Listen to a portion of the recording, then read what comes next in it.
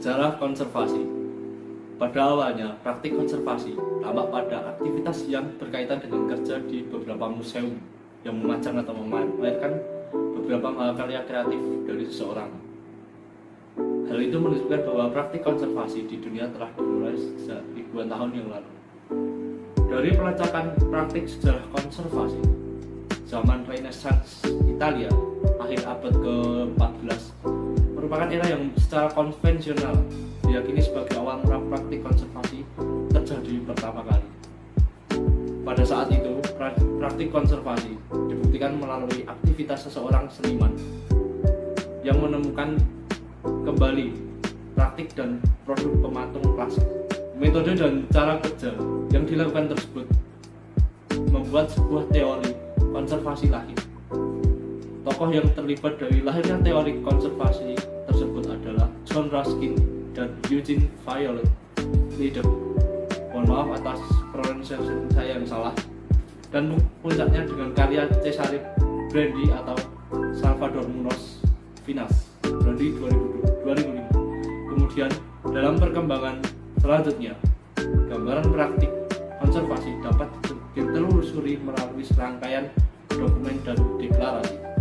Argumen yang paling kritis menggali praktik konservasi terdapat dalam dokumen dan deklarasi meliputi Venesia tahun 1964, Bura 1988 dan 1999, Nara 1994 dan Yamato 2004. Sebagian besar dari piagam tersebut menyangkut monumen dan situs.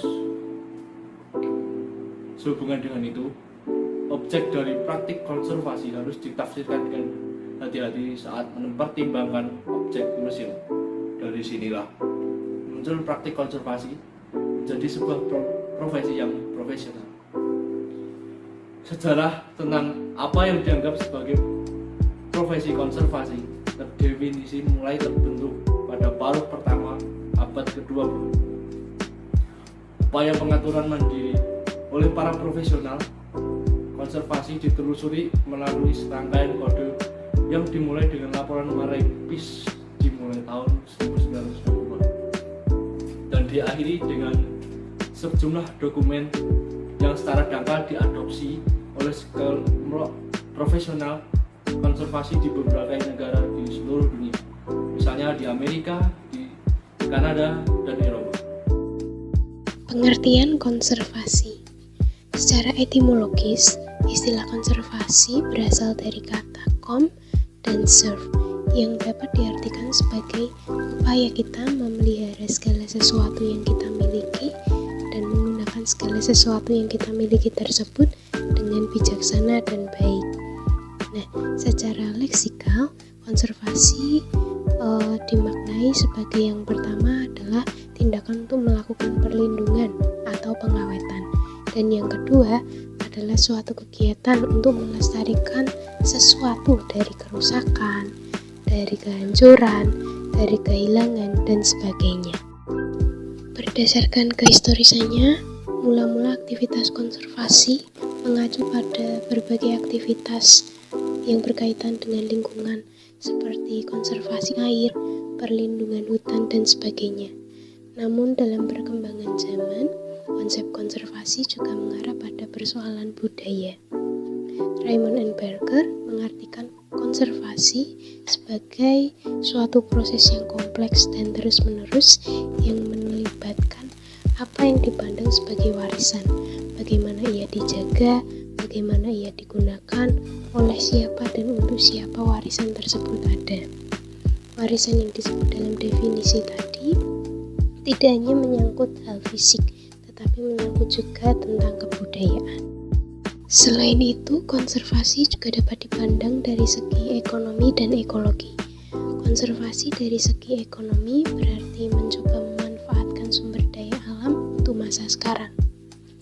Dan untuk dari segi ekologi, konservasi merupakan pemanfaatan sumber daya alam untuk masa sekarang dan untuk masa yang akan datang. Dalam konteks yang lebih luas, konservasi tidak hanya diartikan sebagai menjaga atau memelihara lingkungan alam, tetapi tetapi juga bagaimana nilai-nilai dan hasil budaya dirawat, dipelihara, dijunjung tinggi demi kesempurnaan hidup manusia. Selanjutnya adalah metode praktik konservasi. Praktik konservasi hingga saat ini didominasi dengan penggunaan metode 3R atau reuse, reduce, and recycle. Melalui kajian yang mendalam, metode praktik konservasi ini lebih cocok pada konservasi fisik atau objek yang nyata. Nah, untuk memperoleh metode praktik konservasi yang menyeluruh, diperlukan metodologi praktik konservasi yang lebih mendalam dan lebih tepat. Kemudian kita dapat memperhatikan diagram segitiga tersebut. Diagram tersebut dapat mewakili dinamika yang terlibat dalam merancangkan dan melakukan tindakan konservasi. Yang pertama adalah investigasi sebelum intervensi, yaitu perintah untuk melakukan penelitian dan dokumentasi semua bukti yang relevan sebelum dan setelah intervensi apapun.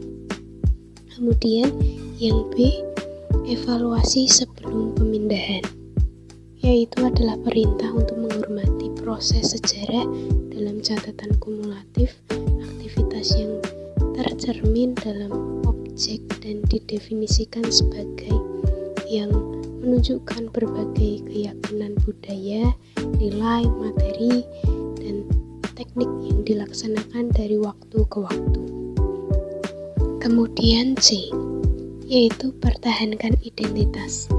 Perintah untuk menjaga keaslian dalam hal ini perlu dipahami sebagai istilah relatif epistemologis yang terkait dengan proses material dan material dalam suatu objek dan kepenulisan, atau niatnya bergabung dengan kewajiban untuk melaksanakan intervensi fisik minimal untuk membantu kembali membangun keterbacaan dan makna struktural dan estetika dengan memungkinkan pilihan perawatan di masa mendatang. Yang keempat, pilar konservasi.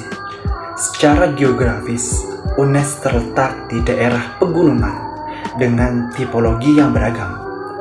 Wilayah ini merupakan kawasan yang sejak dulu difungsikan sebagai area resapan air guna menjaga hidrologi dan penyedia air bagi kehidupan daerah Kota Semarang yang terletak di dataran yang lebih rendah. Fungsi ini perlu terus dijaga agar tidak terjadi bencana, terutama krisis air di kawasan Semarang dan sekitarnya.